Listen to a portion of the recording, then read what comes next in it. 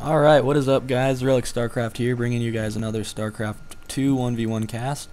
And we have Liquidjinro spawning here in the top right position, and we got Millennium's Adel spawning in the top left position. And this is from MLG, the whatever MLG is going on right now, I forget where it is, but this is going to be a best of 3 match between these two players. I'm sure you all know Liquidjinro.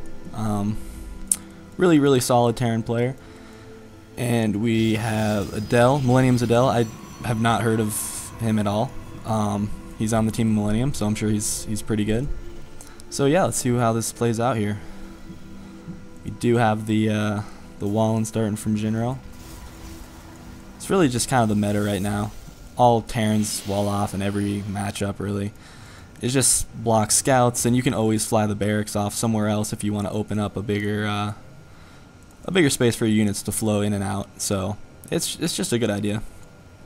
Kinda makes the Protoss, Zerg, or I mean even Terran not really know exactly what you're doing. Have to blow a scan to properly scout, or won't scout till they get an observer, or sack an overlord. So it's just why not, you know? So we do have the 1 gate, all very normal. Got a barracks going down for Liquidjinro. The scout coming out. Yep. And it looks like he will probably scout the right position first.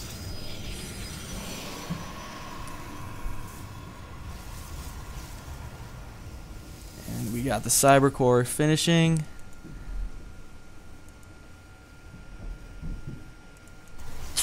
Not really much to say here in the other game, but he's building stuff. There you go.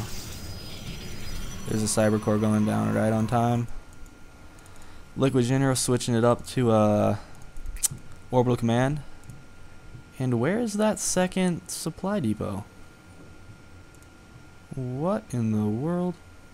Is he skipping it to get an early expansion? I normally see the supply depot go down before that expansion. The only reason I would do that is just because you can constantly pump out both Marines and SCVs. You won't have to halt any production of anything if you throw down that supply depot before the expansion. But the expansion before does it does get the expansion up quicker, obviously, which is never a bad thing. So there's that, I guess. And the scout coming in, gonna be picked off by this Marine. Now, he does get away, so it's good. There goes the bunker. Super necessary to hold off that early stalker pressure. Just got a big flow of units coming out here from both. Oh, it's hard to tell, the orange and the yellow. That's gonna mess with me. Another probe coming in. He slips by. He sees the expansion, so that's good. That's really all he needs to know at this point. And he goes ahead and throws down an expansion of his own. Good reaction. Here's a Stalker and the Zealot coming out. And the bunker's done, so this will do nothing. Although it is still good just to poke around the map, get some map control.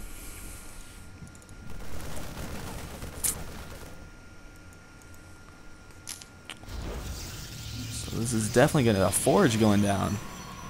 For some very early +1 timing, maybe.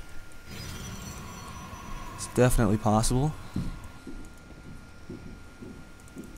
Got the command center finished, switching into an orbital. You got double gas, so yeah, maybe teching up to Cloak Banshees. It's definitely a possibility, not a bad idea.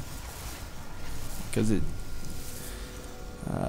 Millennium's Adel doesn't have any robo or any sign of putting a robo down anytime soon. Let's see what he does with this forge. He's got the gas to do anything he wants. There he goes. The ground armor, really typical against Terran. Getting that armor first. Factory about 75% done, so we'll see what he decides to do after that. Got a SCV coming in here, probably just gonna check for some proxy pylon shenanigans.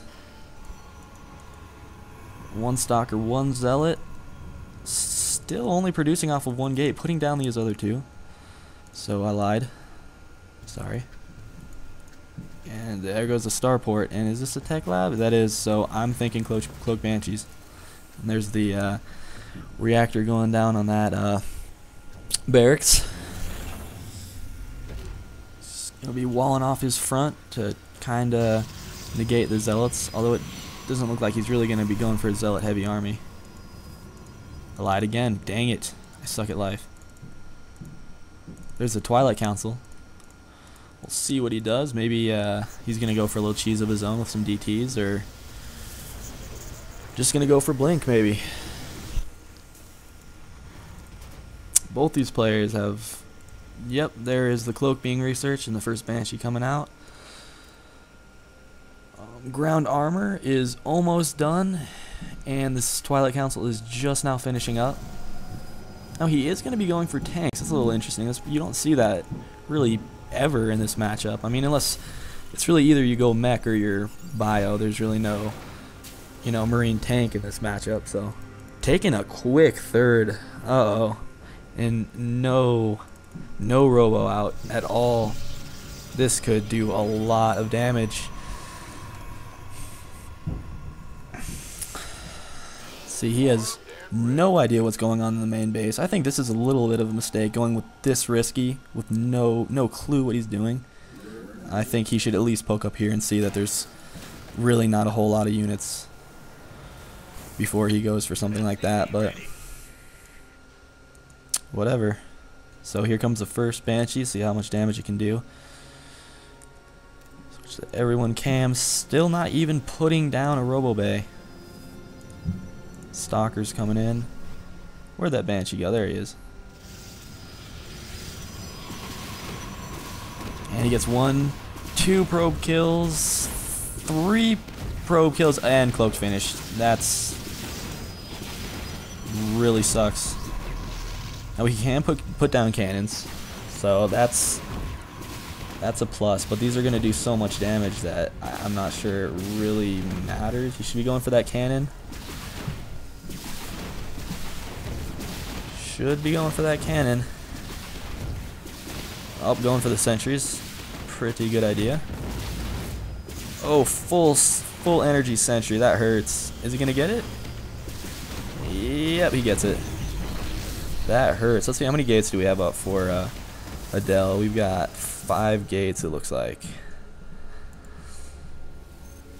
And the Banshee runs out of energy. Should be another Banshee coming up here soon. Yep, there it is. Getting combat shields for the Marines. Got 6 Marines on the way. Going, yep, there's the heavy bio. Still producing tanks off of 1. Maybe he's just gonna go minor tank. You kind of don't need Vikings when you go tank, because the tanks just destroy those Colossus. So that's a plus. But at the same time, you need a good amount of tanks for that to work. So probably end up still having to make Vikings if he goes some heavy Colossus build. So he did fend that off.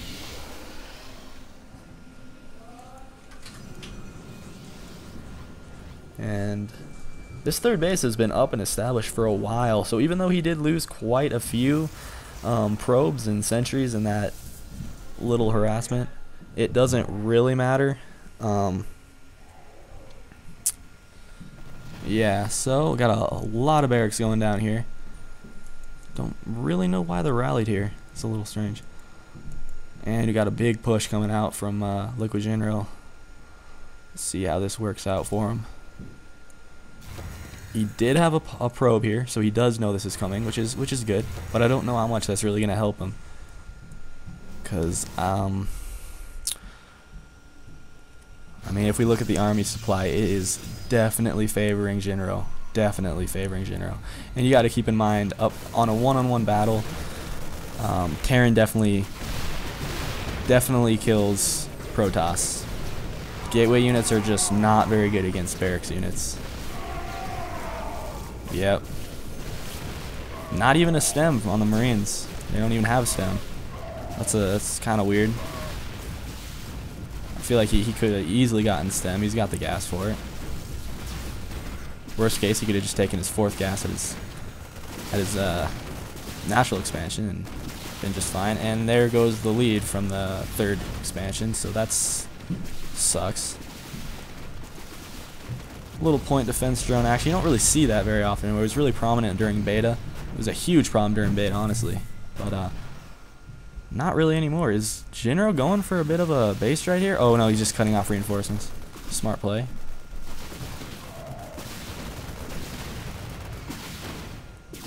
It's things like that that really separate players. The decent players from the really good players. When you're under pressure, you know you're not going to be able to take them head on head. So you find other ways to just cripple them. But it doesn't matter at this point. There's just too much coming up his front door. And just look at that stream of units. Jeez. Another tank coming out. And there's the GG web play from Adel. Alright guys, thanks for watching, and I will see you guys next time.